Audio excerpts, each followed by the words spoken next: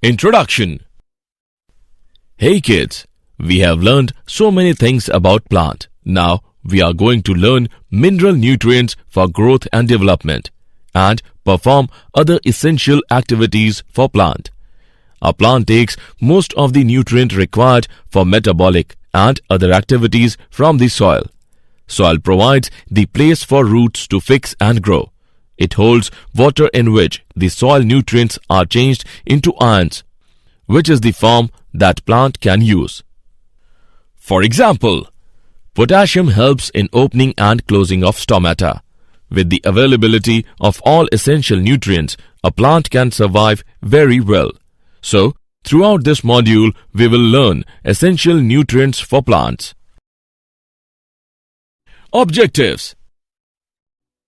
At the end of this lesson, you will be able to know mineral requirements of plants, discuss essential mineral elements, describe role of macro and micronutrient, explain deficiency symptoms and essential elements, discuss toxicity of micronutrient, explain mechanism of absorption of elements, give idea of translocation of solutes, explain metabolism of nitrogen. Methods to study the mineral requirements of plants. As the population of the world is growing constantly, so we need more reliable ways to meet the demand of food. One such technique is hydroponics. Hydroponics is a technique of growing plants without soil in water containing dissolved nutrients. Advantages of hydroponics. Plants can be grown anywhere. Controlled plant growth and water and nutrients are conserved. Essential mineral elements. The essential elements are nitrogen, phosphorus, potassium, calcium, magnesium, sulfur, boron, chlorine, iron, manganese, zinc, copper, molybdenum, and nickel. Criteria for essentiality. An element is considered to be essential if the plant is not able to complete its life cycle in the absence of element. The element is not replaceable by any other element. The element is directly involved in metabolism of plant.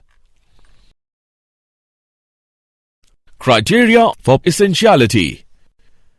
The elements can be divided into two broad categories. They are macronutrient, micronutrient.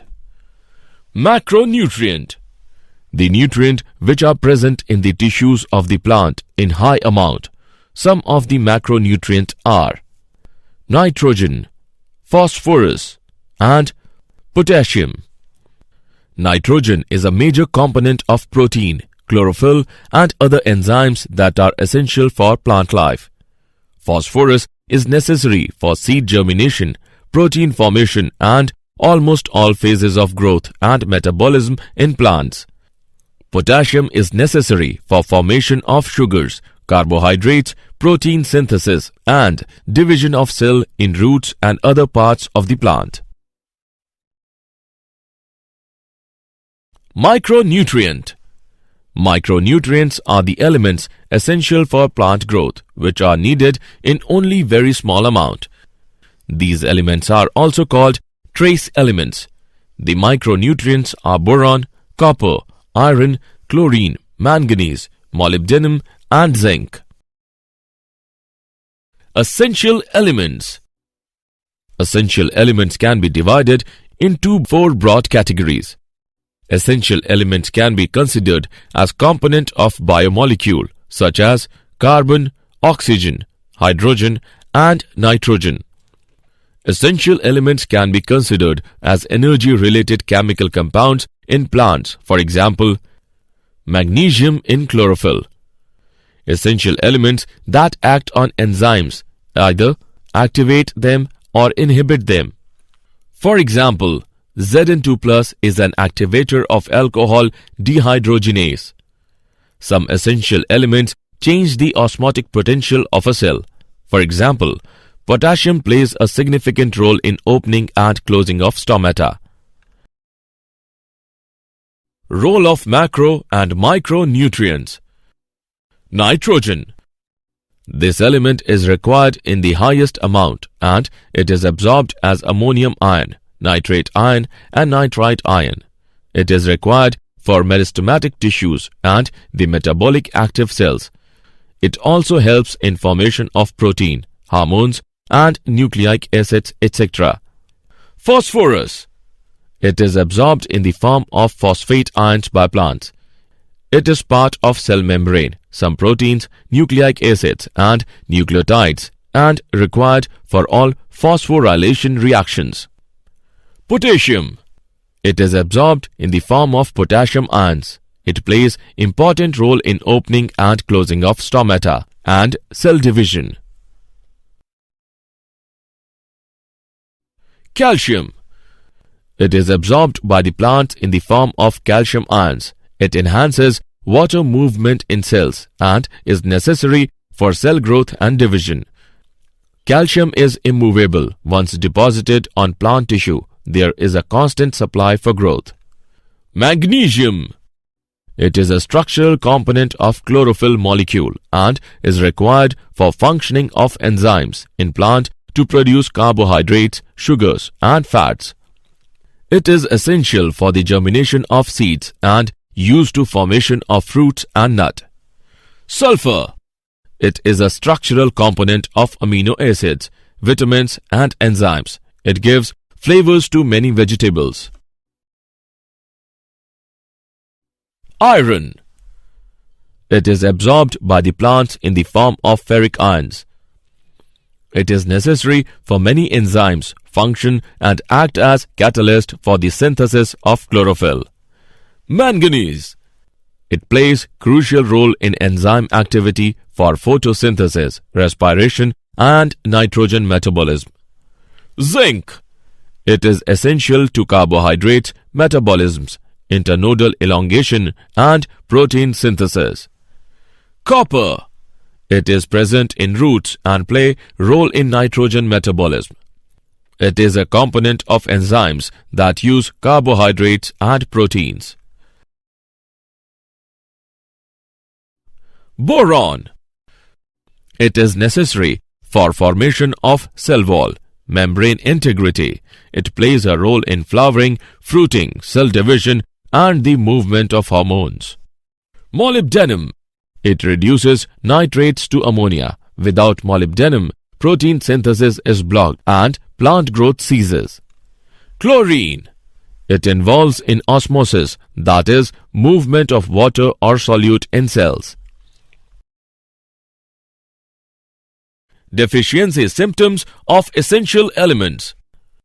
When plants lack the required quantities of one or more essential elements, then plant shows poor growth and develop specific deficiency symptom.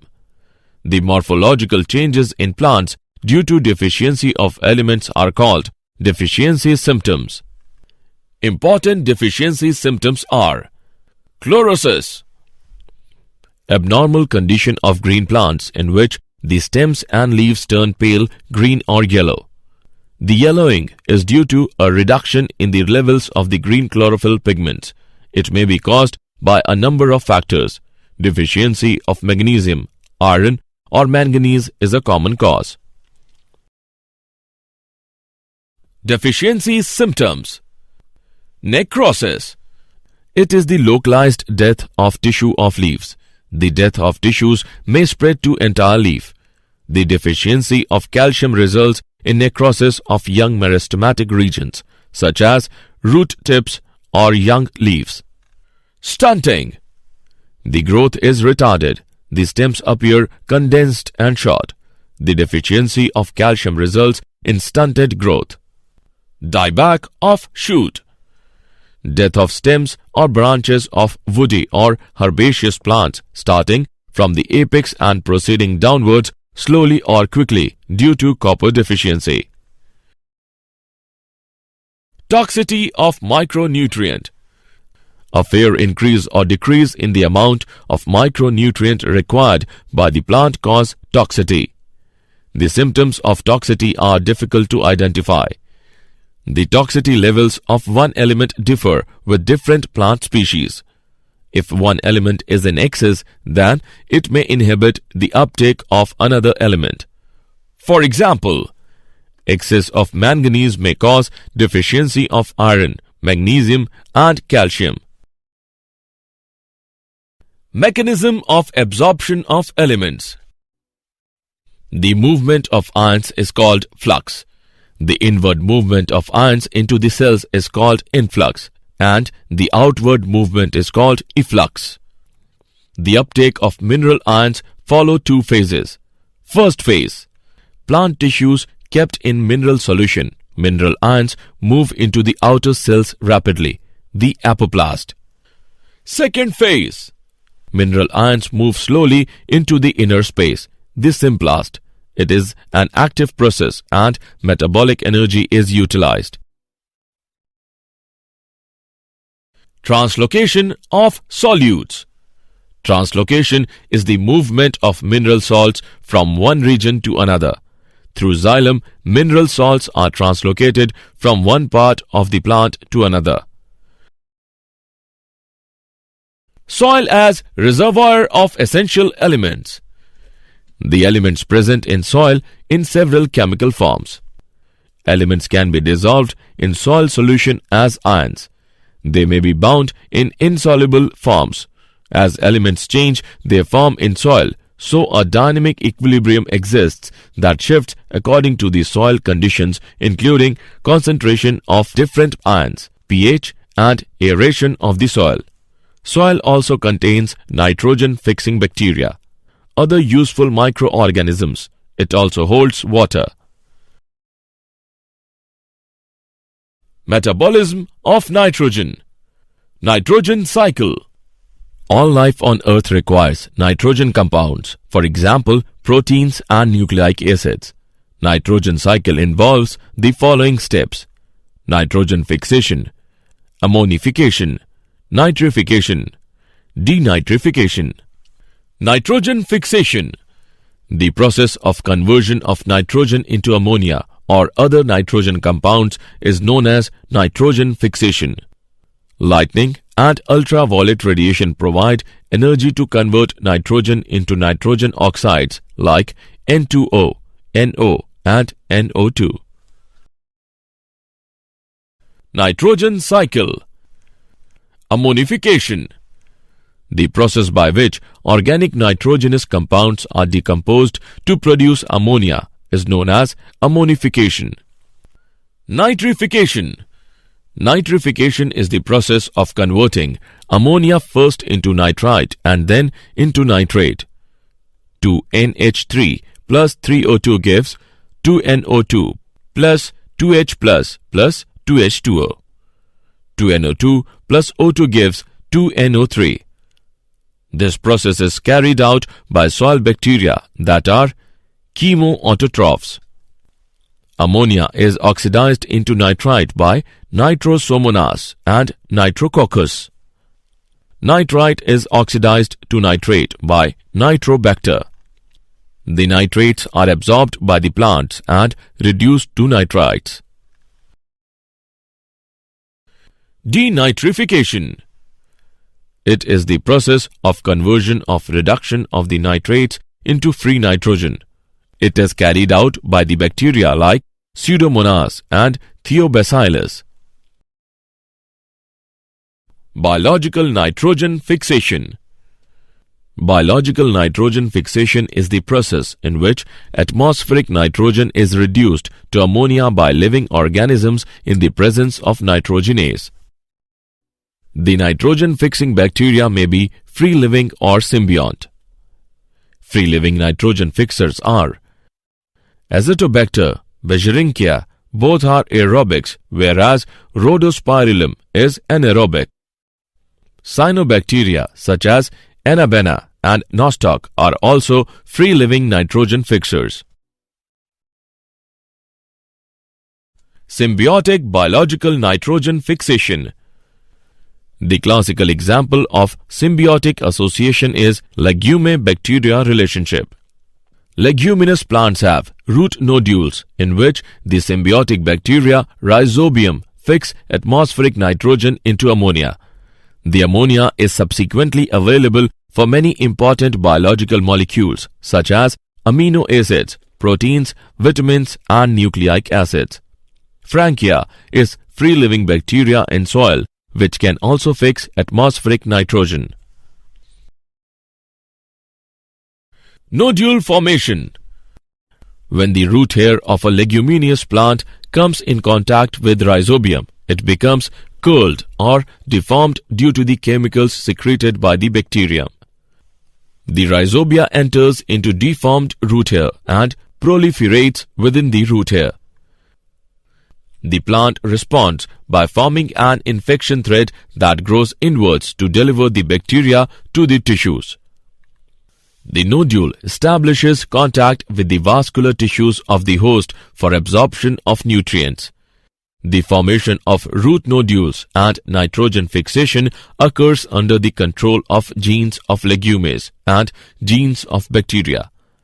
The reaction occurs is nitrogen plus 8 electron, 8 hydrogen ions plus 16 ATP gives 2 NH3 plus hydrogen plus 16 ADP plus 16 Pi.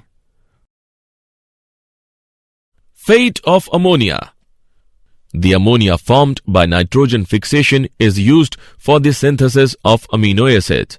There are two processes by which amino acids are synthesized. Reductive amination. Ammonia reacts with alpha-ketoglutarate acid and forms glutamic acid. Transmination. In this process, the amino group is transferred from one amino acid to the keto group of a keto acid. Did you know? Plant roots are surrounded by thousands of bacteria and fungi living in the soil and on the root surface. Plants use their defense system to identify beneficial microorganisms. For example, when the plant detects a chitin molecule that is secreted by rhizobium, soil bacteria formation of root nodule occurs. Rhizobium bacteria are allowed to enter and colonize in the symbiotic organs, and they produce nitrogen for the plant. Summary.